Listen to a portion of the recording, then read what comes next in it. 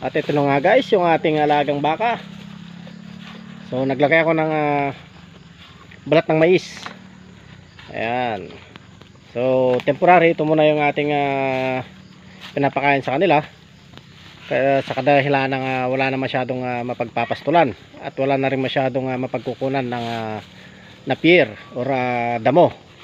So ito yung ina-alternate ko sa aking mga tanim na napier para hindi kaagad maubos yung mga tanim kong napier. So kitang kita, wala pang isang buwan, kitang kita talaga yung pagpayat ng ating alagang baka, lalong lalo na itong inahin.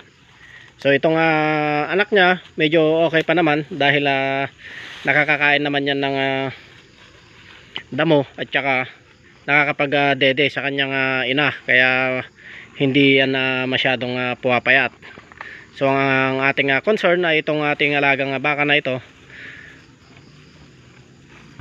so hindi masyadong nakakakain ngayon ng maraming damo. Pag nagbibigay tayo ay mga isang tali lang sa maghapon.